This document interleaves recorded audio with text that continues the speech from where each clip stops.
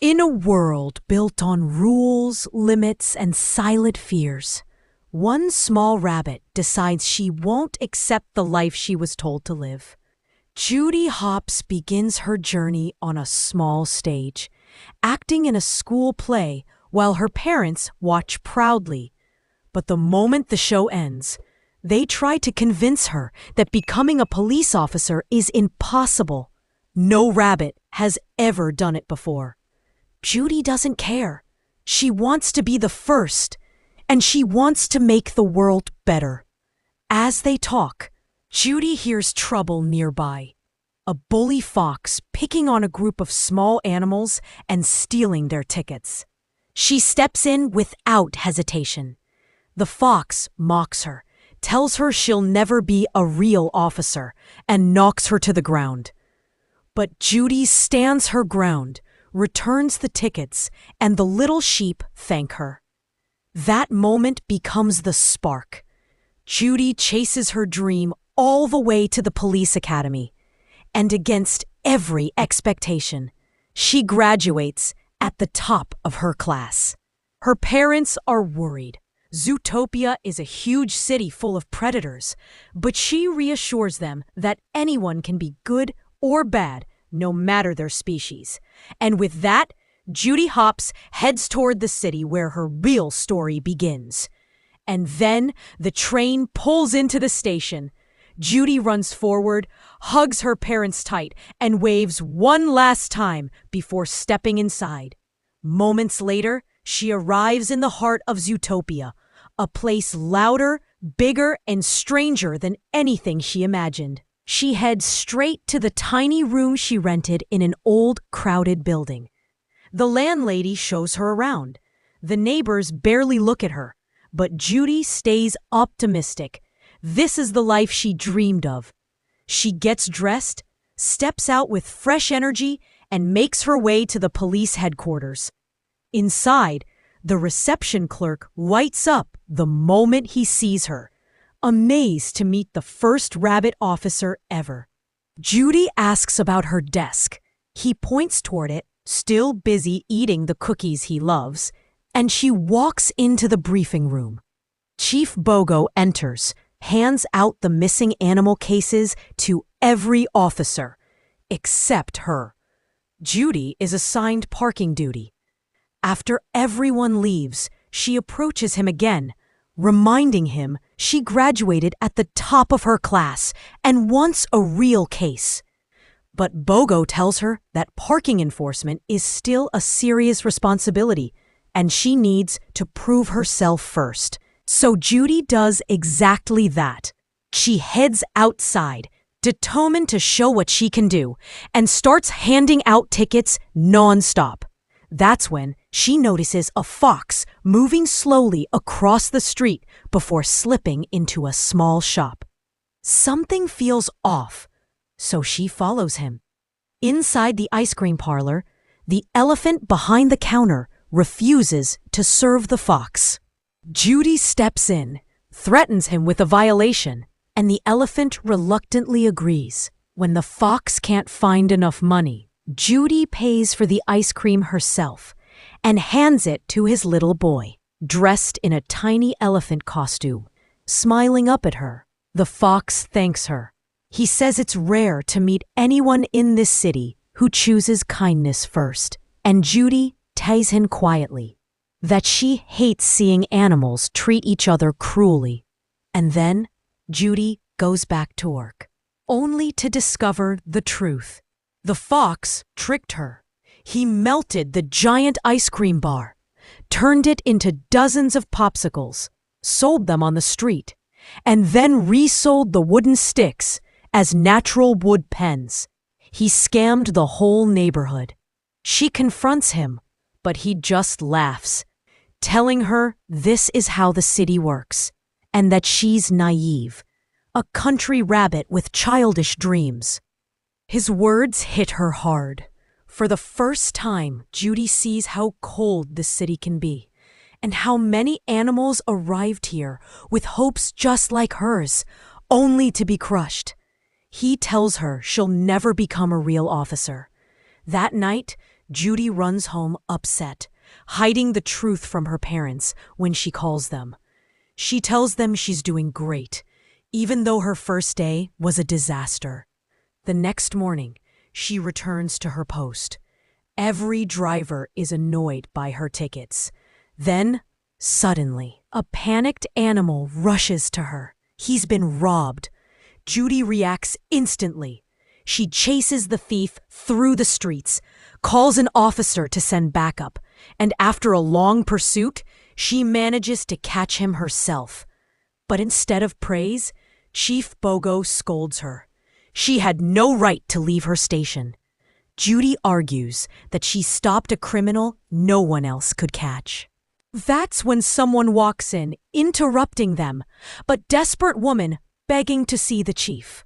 She explains that her husband has been missing for days. She shows them his photo, fighting back tears, and says his name, Emmett Otterton Kingston, a simple florist who never came home.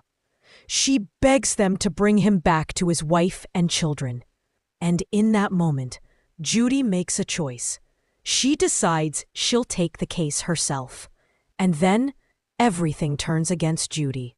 Right after the otter leaves, Chief Bogo lashes out, reminding Judy she had no right to take the case. She pushes back, refusing to quit, and after a tense standoff, he gives her one shot. 48 hours. Solve the case, or hand in her badge forever. Judy agrees without blinking. She takes the file, only to find nothing inside. No clues, no witnesses, nothing. But one detail catches her eye. A photo of the last place Mr. Otterton was seen. The same spot where that sly fox sold his popsicles. At that moment, Judy heads straight to Nick Wilde. He refuses to help, pretending he knows nothing. So she corners him, exposing all his unpaid taxes and recording his confession without him noticing. Cornered and furious, Nick gives in. He takes her to the last place he saw Kingston. They track down a receptionist who leads them to a small villa. Inside, they meet Nangi, the yoga instructor. Calm and flexible, she tells them she saw Kingston leaving in a specific car. Judy writes down the plate number and asks Nick to help her trace it. He takes her to someone who can. Flash, the slowest sloth in the DMV. Flash checks the plate and eventually finds the address. When they arrive, they discover a locked garage. Nick says the case is over. No warrant, no entry. But Judy refuses to quit. She pulls him over the wall, and they break in. Inside, they find the car, scratched, messy, and full of strange marks. A polar bear fur, an expensive juice cup, torn CDs. Everything points to one thing. This car belongs to the most feared crime boss in town, Mr. Big. Nick panics.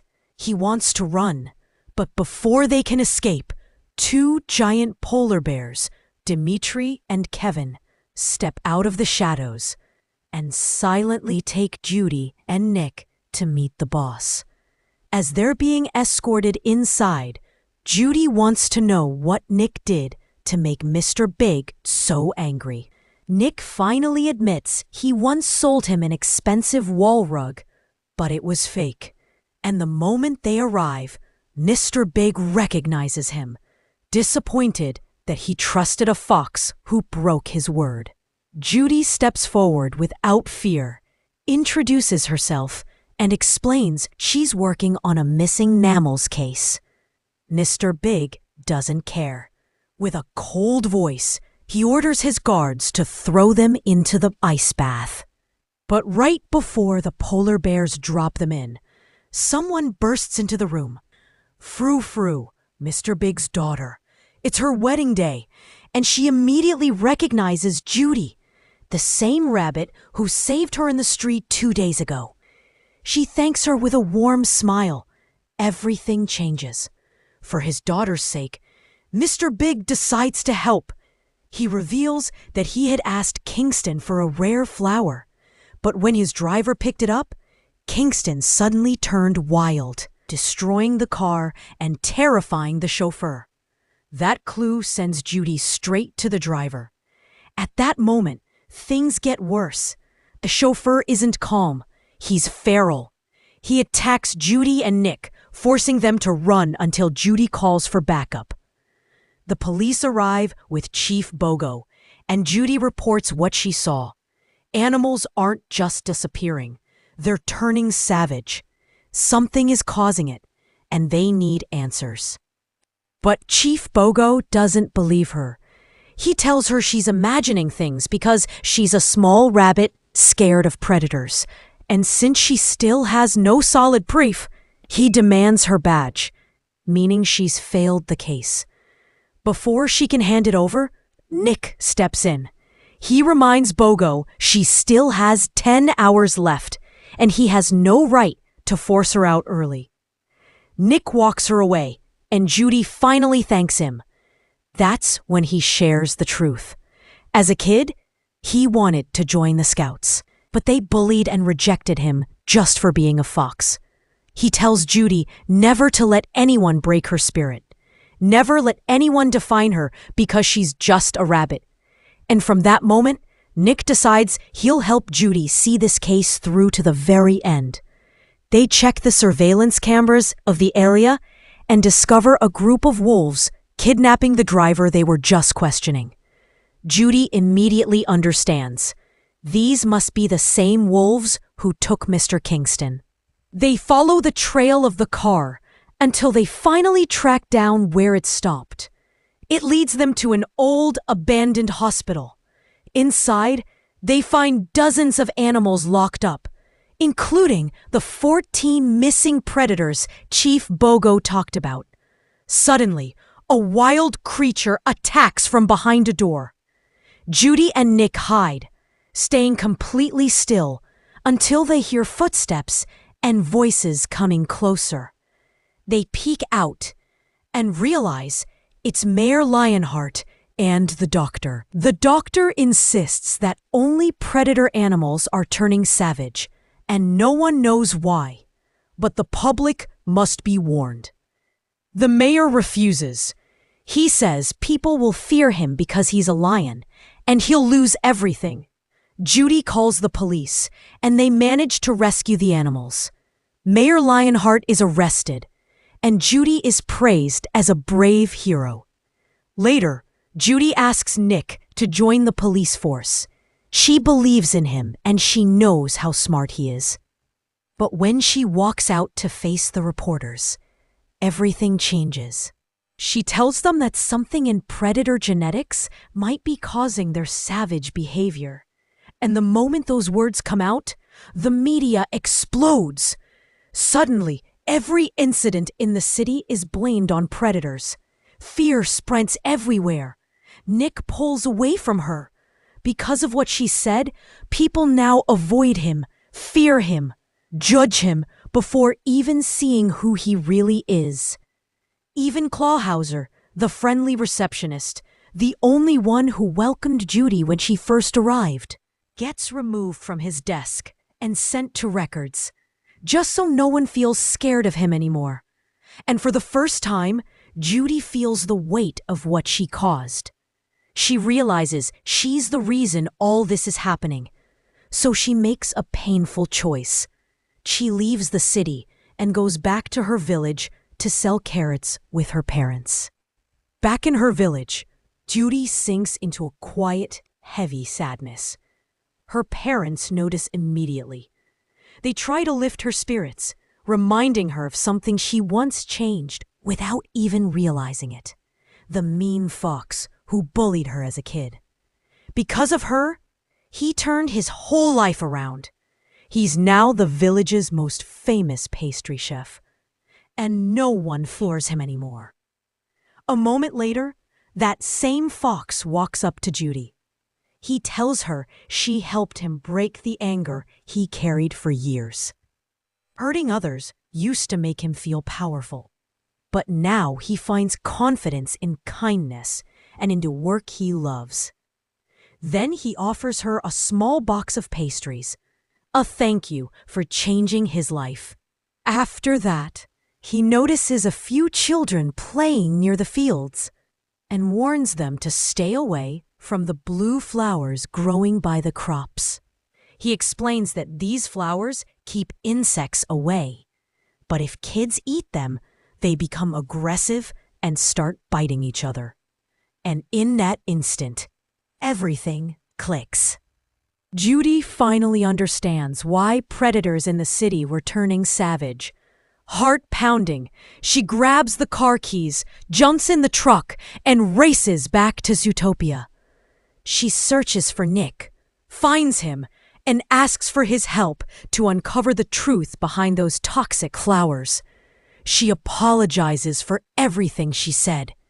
He turns away, still hurt. She apologizes again, and this time, tears fall. Nick stops, breathes, then slowly accepts her apology and pulls her into a quiet hug. Then they rush to the thief Judy arrested on her very first day at the ZPD. She demands to know why he had those toxic flowers and what he planned to do with them. He refuses to say a word until Mr. Big steps forward. With one quiet threat, the thief breaks. He admits he sold the flowers to a sheep named Doug, who paid a large amount of money for them, and warns Judy that Doug is dangerous. Judy and Nick track Doug to an old abandoned train. Inside, they discover a hidden lab, needles, machines, and vials made from those toxic flowers. Doug has been creating darts and firing them at predators to make them go savage. They grab the evidence and run, but Doug spots them. A wild chase breaks out through the train cars until the whole thing collapses. Judy and Nick escape with the evidence bag. But then, something unexpected happens. Bellweather, the new mayor, appears. Judy is startled. She asks how Bellweather knew they were here, but instead of answering, Bellweather demands the evidence bag. Judy refuses. She turns and runs, and Bellweather orders her guards to chase them. Judy gives the evidence to Nick and tells him to take it to the ZPD as fast as he can. She'll stay behind and face Bellweather, but Bellweather corners them inside a pit. She throws a toxic dart at Nick, hoping he'll turn savage and attack Judy. She takes the evidence bag and proudly admits the truth. She orchestrated everything. She wanted predators to fear prey, so prey could rise to power. What she doesn't know is that Nick never turned savage. The dart was fake, just blueberry juice. He was acting to make her confess. Nick records every word. Bellweather freezes when she realizes she walked right into their trap. The police arrive, arrest the corrupt mayor, free Mayor Lionheart, and restore order to the city. Nick Wilde officially joins the ZPD. Judy Hopps earns her promotion. And Zootopia becomes beautiful again, because one small rabbit refused to give up on making the world better. And with that, our story comes to an end. The story opens with a sharp reminder of how it all began. How a fearless rabbit and a sly fox shattered every rule in Zootopia, becoming the city's first rabbit officer and first fox officer. Judy Hopps and Nick Wilde, two partners who prove that anyone can change the world if they dare to try. Now, a new morning rises. Judy and Nick get ready for another mission as Zootopia's top agents. Meanwhile, across the precinct, Chief Bogo briefs the team about today's target. A corrupt customs inspector smuggling foreign goods and using reptiles in his shady operations. As Bogo hands out assignments, he intentionally skips Judy and Nick. He just doesn't believe they can handle a case this big. But when he finally looks around, the rabbit and the fox are gone, completely vanished from the room. That's when Clawhauser hurries over, breathless, telling him the truth. They're already on site. They reach the crime scene before everyone else. And at that moment, Judy and Nick confront the corrupt inspector. With a fast, clever plan, they pretend to celebrate the birthday of Judy's baby. He signs the baby clothes as a souvenir, not realizing the baby is Finnick, the tiny fox from the first movie, disguised again. While he's distracted, Judy uncovers the smuggled goods hidden inside the containers. The instant the inspector realizes he's been tricked by the police, he jumps into his car and speeds away. Backup units arrive, but instead of supporting Judy and Nick, they blame them for the chaos. They even call them unfit for the job and order them off the case entirely. But Judy and Nick refuse to step back.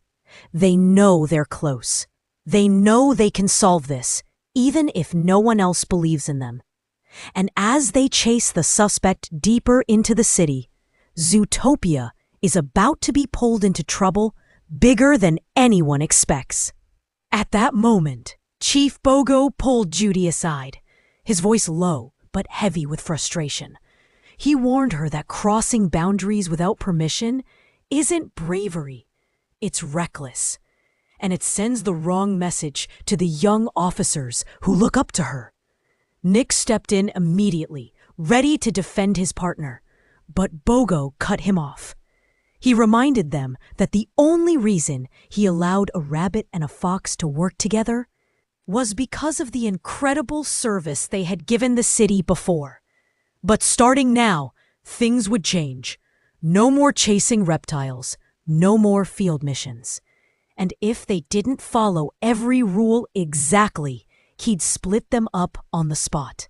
A short while later, we see Judy and Nick sitting in the office of Dr. Wasby, the precinct psychologist, hoping she can help them figure out their partnership issues. Judy explains that they've only been working together officially for a week.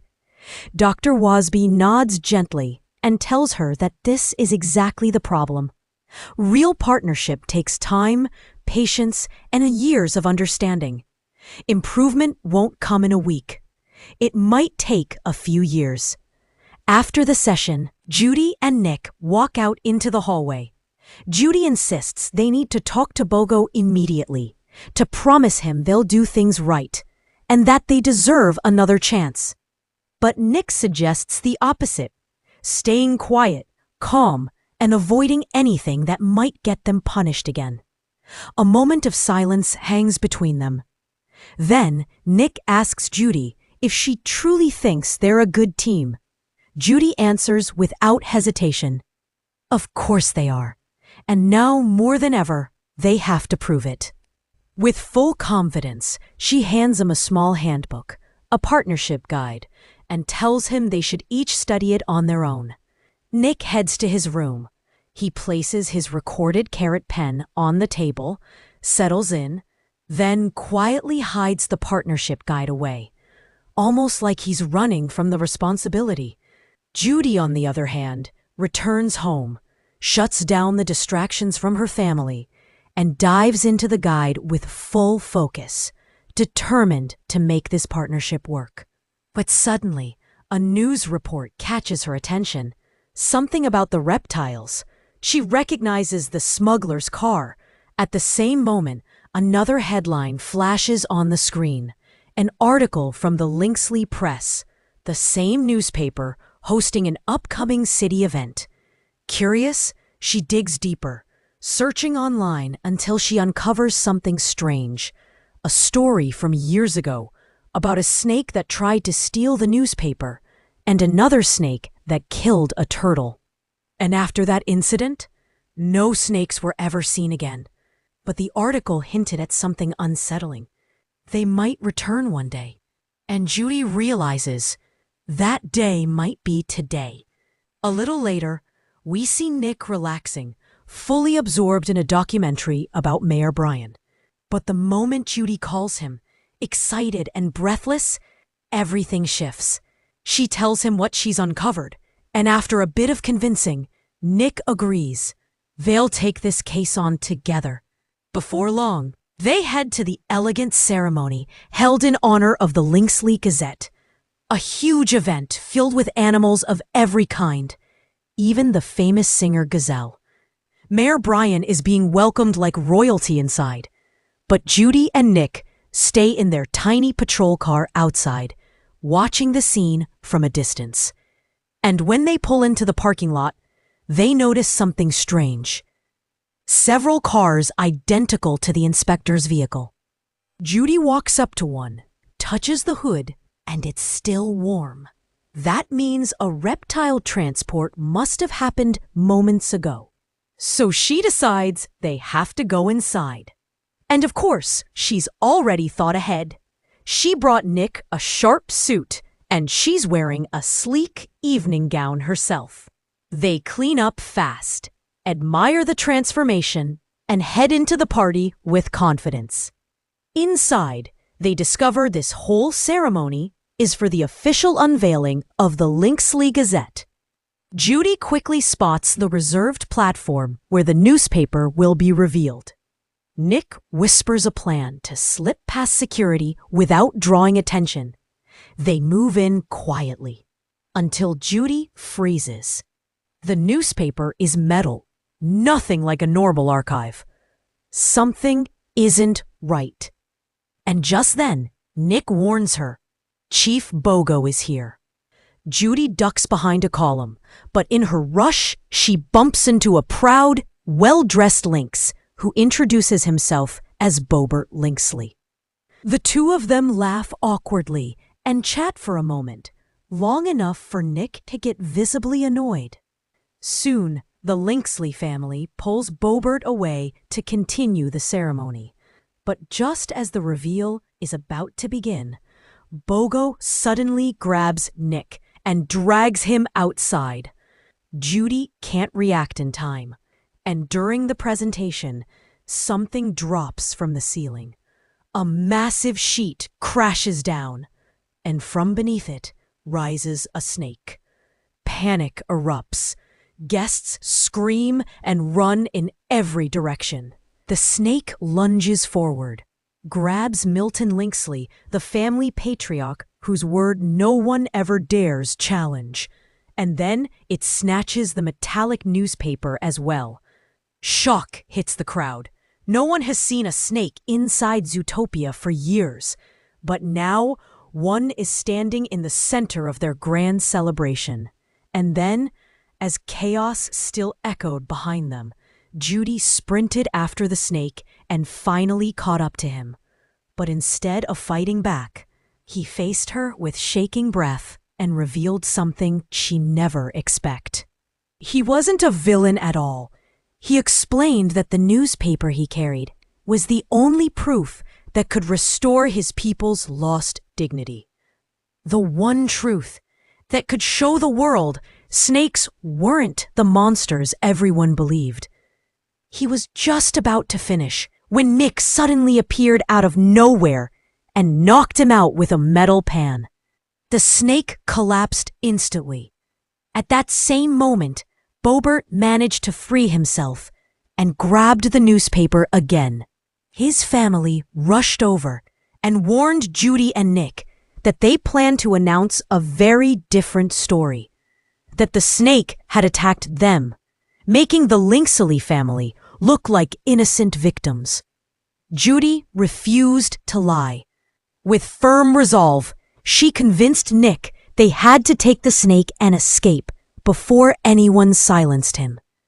So they ran through smoke and fire, dragging him with them. But as they reached the exit, General Bogo appeared right in front of them.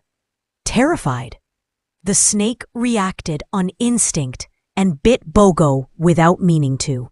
That was all the Lynxley family needed.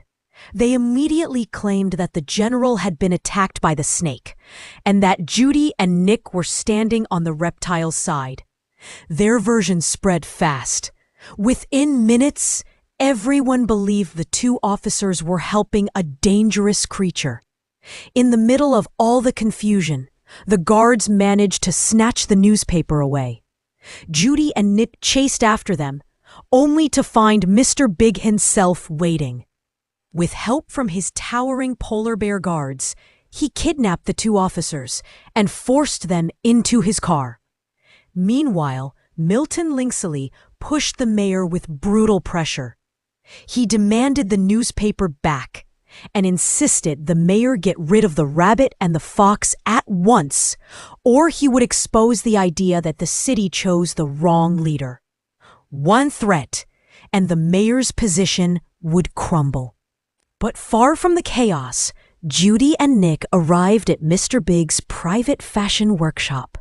Frou-Frou, Mr. Big's daughter and Judy's close friend, welcomed them warmly.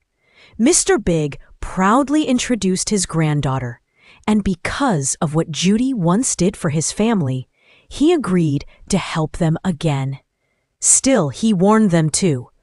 Getting involved with a snake was dangerous, and the Lynxley family had far more power than they realized. Facing them alone was impossible. Judy answered with quiet confidence. They had sworn to protect Zootopia, and that meant finding the truth. To do that, they needed to read the newspaper. That was when Frou-Frou told them the twist. Only a reptile could read it. The artifact was ancient, too ancient, and all the reptiles were in hiding. No one could reach them except true experts. And luckily, Frou-Frou knew someone who could help. At that moment, Frou-Frou led them straight to Nibbles Mapplestick, a clever, sharp-witted muskrat who greeted them with a grin and said, "If you want to talk to reptiles, I'm your muskrat." Nibbles wasn't just confident. She was an old friend who knew exactly where to find the group of reptiles capable of decoding the newspaper. So she took them to her contact, Jesus, a lizard who knew everything about the reptile world and might be able to read the ancient script. But reaching him wouldn't be easy. They had to cross a lake, which meant dealing with Bob, a water creature who worked like a living fairy for anyone brave enough to explore that hidden region. Nibbles guided them through a long, dark tunnel, quiet, cold, and unsettling, until they reached a heavy door deep underground. Before opening it, she gave one last warning. If the reptiles offer you food, you must accept it immediately. Refusing it is a huge insult in their culture. Then she pushed open the door. Behind it was a massive underground hall filled with dozens of reptiles, drinking, talking, living together like a secret society buried beneath Zootopia. Hidden residents, living right under everyone's feet. Finally, they reached Jesus. He welcomed them with respect, and before saying a word, he placed a bowl in front of them, a dish overflowing with worms. "Please," he said, "eat." It was the only way he would speak. Judy and Nick agreed, trying not to gag as they swallowed the worms one by one. And the second they finished, Jesus burst into laughter. It was a test, and they passed. Only then did he explain the truth. The metal cover of the newspaper meant it belonged to one of the rarest, oldest categories. Only snakes could read the carvings pressed into the metal, and if a turtle died protecting it, then something inside must be incredibly important. He told them that reptiles had been feared and hated for generations because of the secrets hidden in this very artifact. And he warned them, the Lynxley family wasn't only after power. They were planning to expand their territory and drive every reptile out of the region. If the newspaper fell into their hands, no one would be able to stop them. In the wrong hands, this artifact would be a disaster. Suddenly, Judy and Nick realized the police had followed them all the way to the hideout. Panic shot through the entire reptile hall. Reptiles scattered in every direction, terrified of being discovered. Without wasting a second, Jesus pushed Judy and Nick toward an exit tunnel, reminding them that they had already saved the city once, and they could do it again.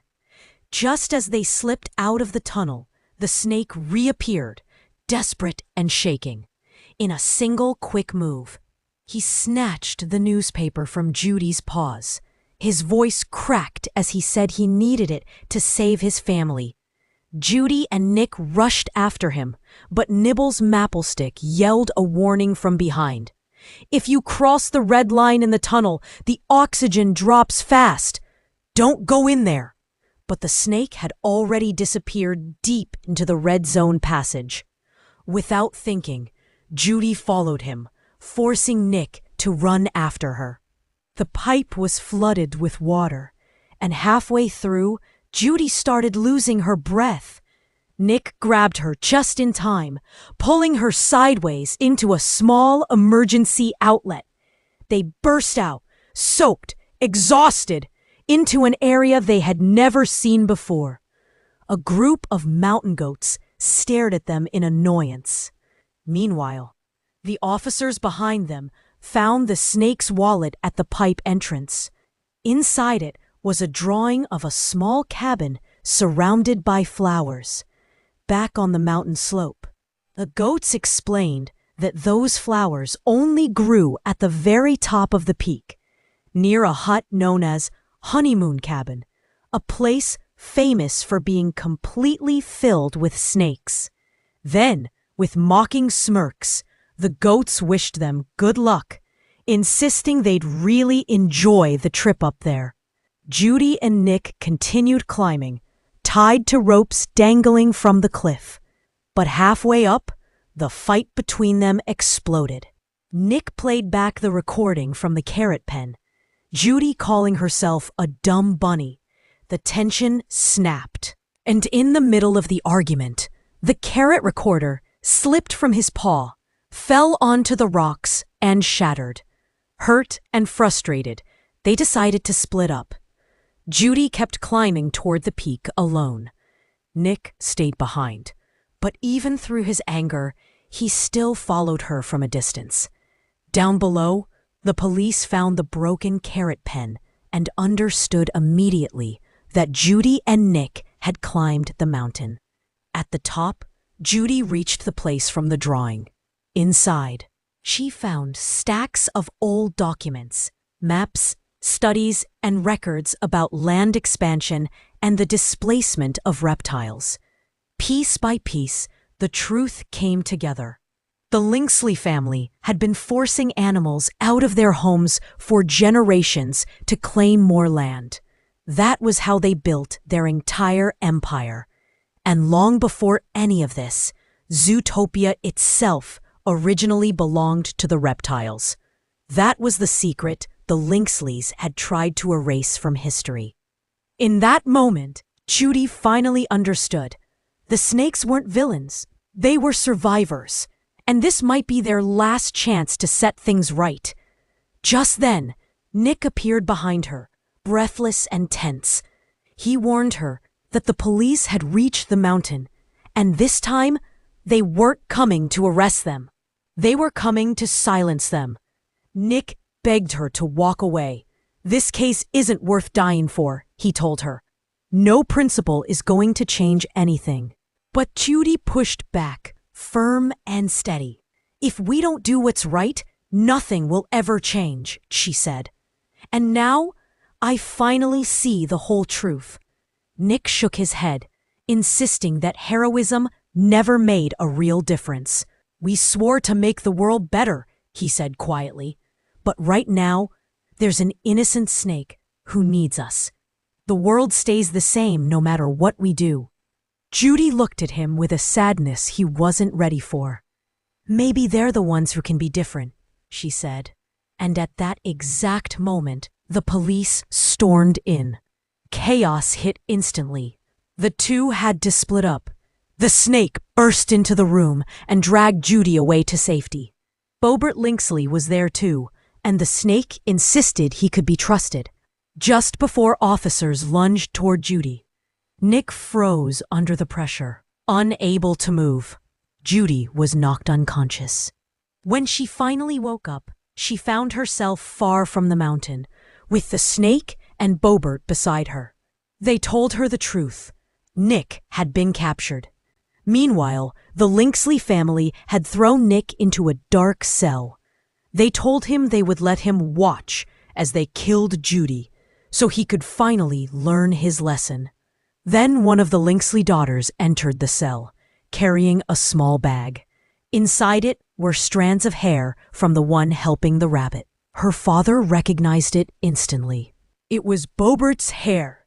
At the same time, far away in a hidden desert shelter, Bobert guided Judy and the snake to one of his secret hideouts, the place he always escaped to when the city became too loud.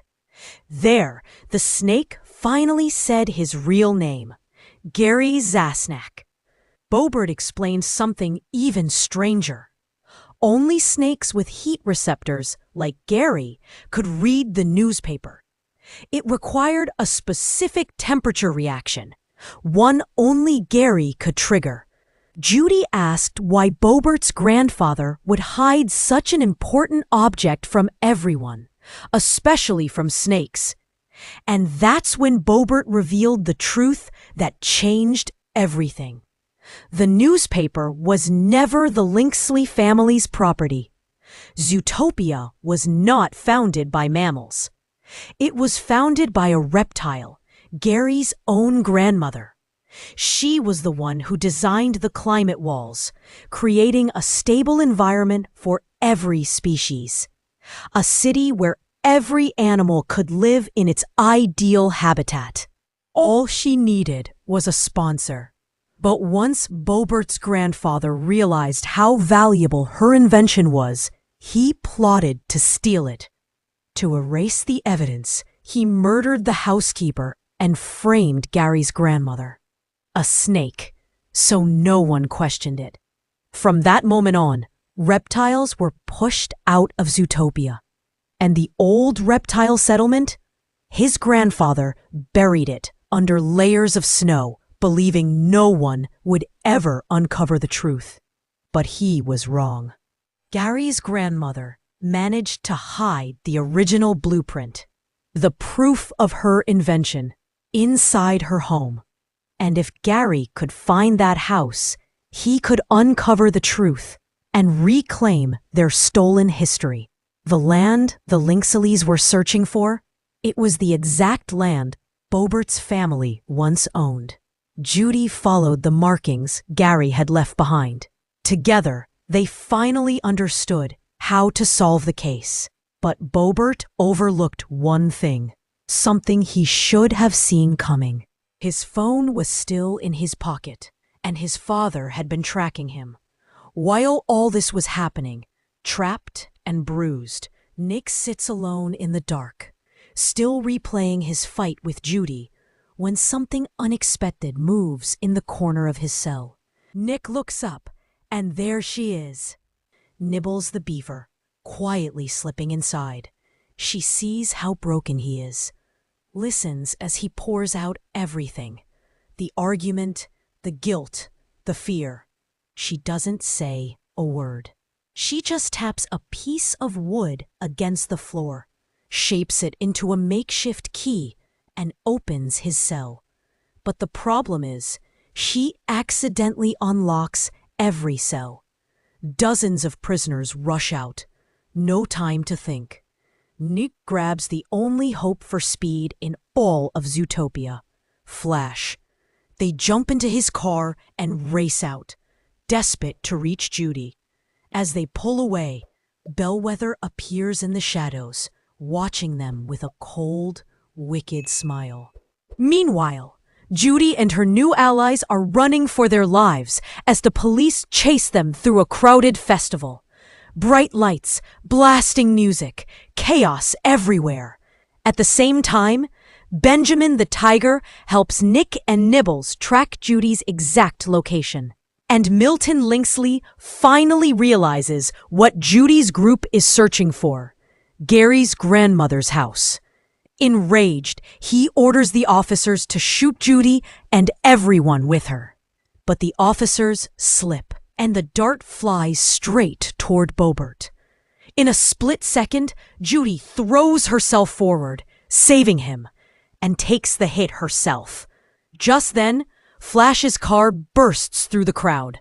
Nick, Nibbles, and Flash pull everyone out before the police close in, and they rush into the massive climate wall, determined to find the house holding the proof of the invention.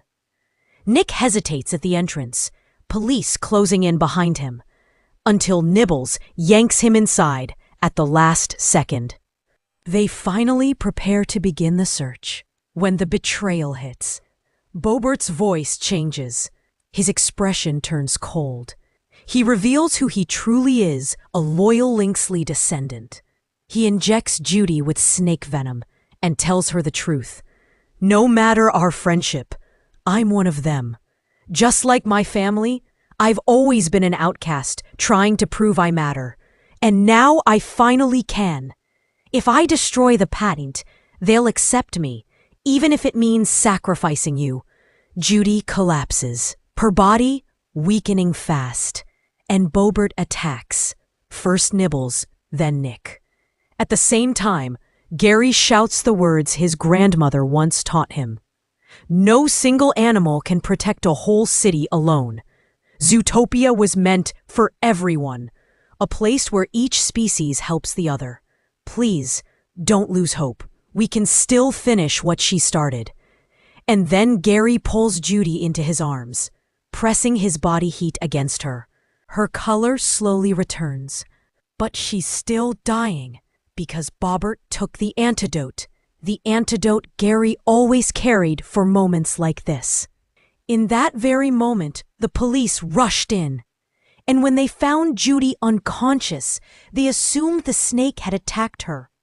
That's when Gary spotted Nick on the cameras, and with the last bit of strength he had, he stumbled outside, begging him to throw the pouch, the antidote Bobert had stolen. Nick, barely standing, pulled every ounce of courage he had left, and made the throw. A perfect shot, just enough for Judy to get the antidote in time. Her heartbeat steadied, her eyes opened, and the rabbit breathed life again, standing tall, steady, and determined to finish what she started. Right then, she understood. This was her herd, and Nick, in all his flaws and loyalty, was the fox every rabbit dreams of having by their side. With that strength, she returned to the fight, and we see Nibbles, miraculously still alive, joining the others as they realized Bobert had escaped. Bobert had already reached his father, insisting he'd always been on his side, telling him Nibbles had only pretended to help so she could destroy the invention's innocence. His father finally embraced him, proud, but said the original proof had to be delivered. But Nibbles appeared, with the whole crew behind her, refusing to back down. Bobert ran again, and Judy and Nick chased him through a maze of ice wrapped around the climate wall. Meanwhile, Nibbles faced the mayor head-on, telling him heroism isn't about being on TV. It's about being brave when it actually matters. Her words hit him hard, and for the first time, he took a stand, snapping Lynxley's hold over him. Judy, Nick, Gary, and Nibbles finally trapped Bobert. After a wild chase, they pinned him down and gave him a sedative shot, stopping him without causing harm. Once the threat was over, they all headed to the ancient reptile den buried beneath the ice, and stepped inside Gary's grandmother's old home, the place where the real truth had been hidden for centuries. Gary put on the special glasses, and the memories awakened. The others entered, watching history unfold before their eyes, until they discovered the grandmother had hidden the original invention proof inside a music box, protected with care, waiting for the one who truly deserved it. But before they could celebrate, Bobert burst back in, using his very last breath to try and destroy the proof. He didn't get far. A single clean hit from 2 pig officers who had finally learned the truth dropped him to the floor. Then we cut to the news. A bold headline announcing that officers Judy and Nick, along with Gary the snake and Nibbles the beaver, had uncovered a history-changing truth for Zootopia, exposing the Lynxley family and ending centuries of lies and corrupt.